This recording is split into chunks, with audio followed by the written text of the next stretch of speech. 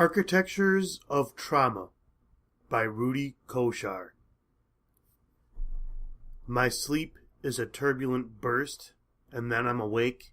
I have to do something, act, live. So many times I have wished my sleep were not like a dash but a marathon, a steady unfolding followed by morning's illumination of what was dark and hidden. My sleep is not that. In hypnosis realm, I am more sinned against than sinning, so I am on the go, even in the dead of night, which is not dead but roaring and alive, and so too is it for those unlucky souls I encounter in the darkness. A few weeks ago, my sleep was a rushing stream, pounding over rocks and carrying everything with it until it was dammed up with a suddenness so breathtaking it left me gasping. I awoke, and an image sprang to mind, a balloon touching a hot burner on the stove. Bang! Midnight, wired, geared for action, I fixed a beautiful omelet. Creamy cheddar cheese, delicate fresh scallions, jalapeno peppers. Then I slathered on so much salsa it was inedible. I love beautiful things ruined. 2 a.m, night sharpens with tension. The world is alight with street lamps, security lights, traffic signals, and a few lonely stars that bravely penetrate the artificial light dome swaddling humankind in a radiated tomb. I have been watching a couple for an hour, but time flits like a jagged white flash across August sky. These are my epiphanic moments, my realizations of who I am and why I'm here. To do this, to have every nerve drawn to the greatest tension, to observe, follow, catalog, recognize. Then, to act with great precision and appropriate ruthlessness. Each work a crossing, each work a monument, each work a landmark. The couple may be in love, young, attractive 20-somethings who had dinner, went dancing, and who now walk to their car, which they'd parked in a lot several blocks from the club. They are laughing, tipsy, anticipating. Anticipating what? I can imagine these things, but I do not invade the privacy of my subjects. At least not that privacy. Some things are best left to the judgment of consenting adults, but tonight their desires may never find fulfillment.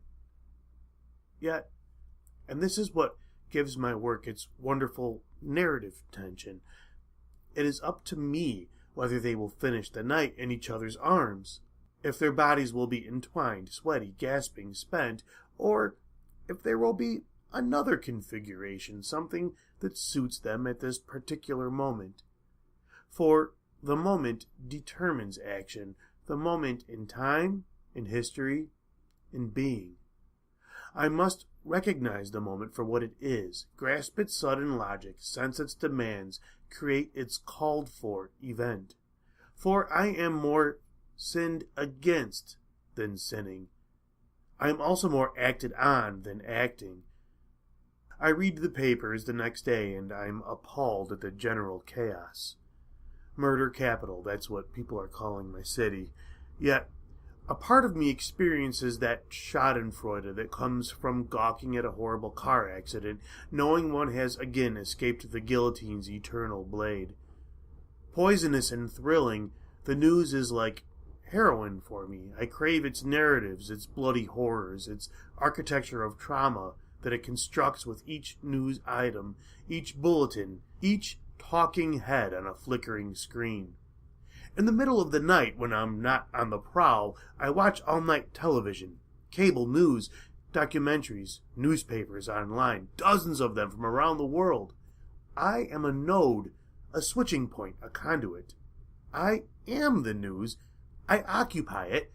I gladly borrow its bodies, sense its pulse, perform its horrors as I build my own monumenti to the future. Every terrible event a frisson so pleasurable it empties my heart.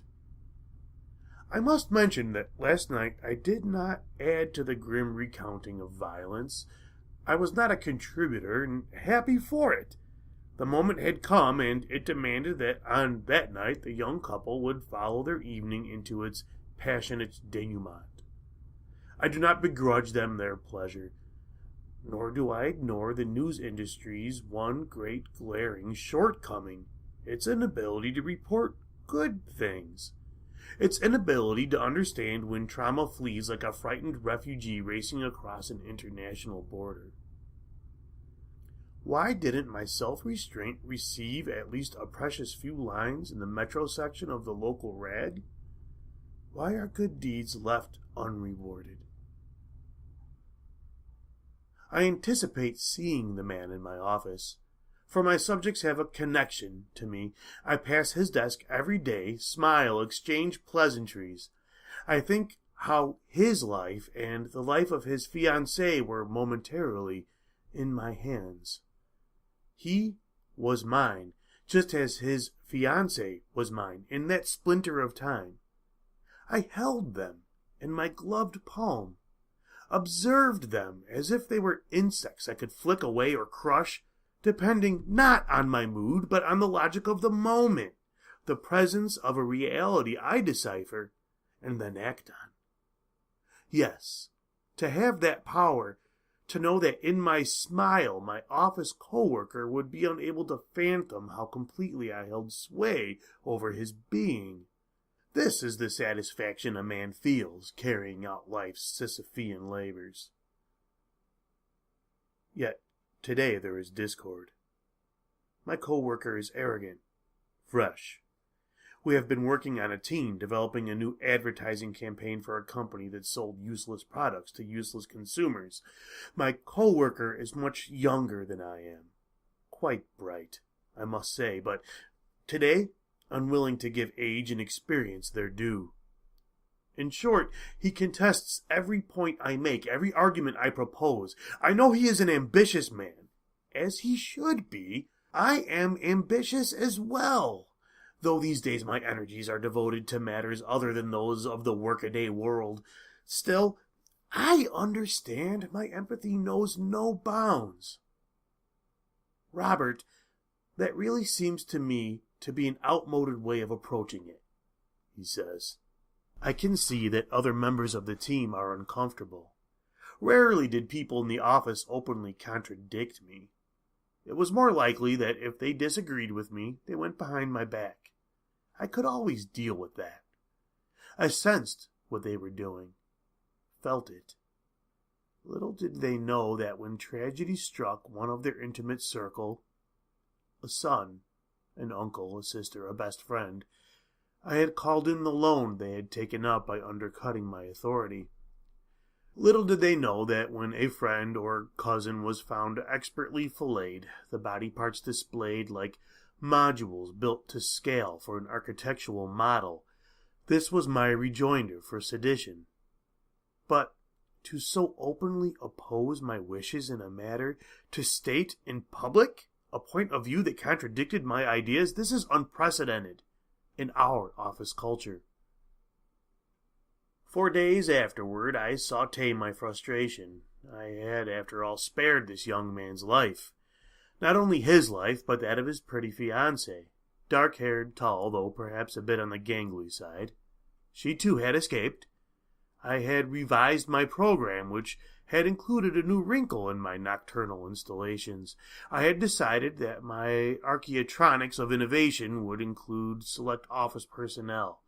Not only people associated with one of the secretaries or a sales rep, but rather people with whom I worked even more directly. I knew it was a daring move, dangerous even, for if close associates sensed they somehow stood in the foyer of my personal architecture of trauma, my house of usher, suspicions would be raised, alarms sounded. My coworker was the first stage in this new creation, the opening gambit. I had decided to wait. It was neither charity nor magnanimity that restrained me. I did what the moment demanded. what my muse prescribed. It is 3 in the morning. My sleep has been unusually agitated, even for me. I fix something in the kitchen, nothing complicated, some liver and onions, and then I pitch the tasty dish into the backyard as if it were dirty wash water. And in that swing of an expensive nonstick pan, I make a decision and begin planning the days to come. It is just after 12, and the thunder troubles the night. We need rain. Lawns are parched, garden beds starved for moisture. The earth cries out for respite. My neighbors are using their lawn sprinklers around the clock, leading me to consider whether a neighborhood flyer might be in order, something that reminded people of the impending water crisis if people persisted in such wasteful practices. Yet, I can understand their actions. They hear the soil beg for mercy. My coworker and fiancé had enjoyed another lovely evening. My, they make a charming duo. And it appears he is staying over at her basement apartment. I had enjoyed getting to know her rather bohemian neighborhood and had developed a deep respect for the woman's taste. She didn't have a lot of money, but she is one of those individuals who do much with little. I admire resourcefulness. So taken was I with her deft touch in such matters that I have incorporated a more flexible component in my program that will entail less discomfort for her when the moment comes. Not for him, however.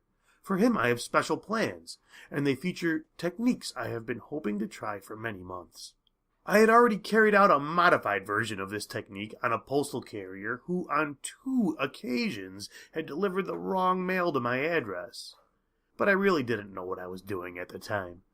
The messiness and rather drawn-out character of what I did to the errant woman were unfortunate. I realize that now, and I could only write off my action as the consequence of a trial-and-error method that has served me well in the past. I wait in the park across the street. I follow the pattern of lights. Foyer, kitchen, living room. Then foyer and kitchen off, living room lights turned low. Not much later, living room off, bedroom on. Though soon this too goes out in what I assume is passion's lush breath. Now, all is dark and quiet.